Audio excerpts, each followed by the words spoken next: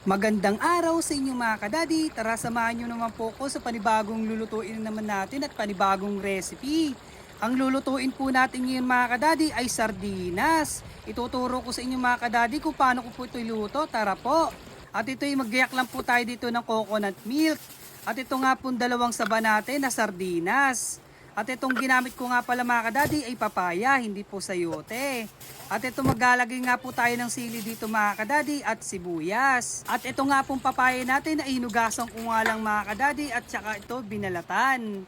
So pagbabalat lang po mga kadadi ay dahan-dahan lang po.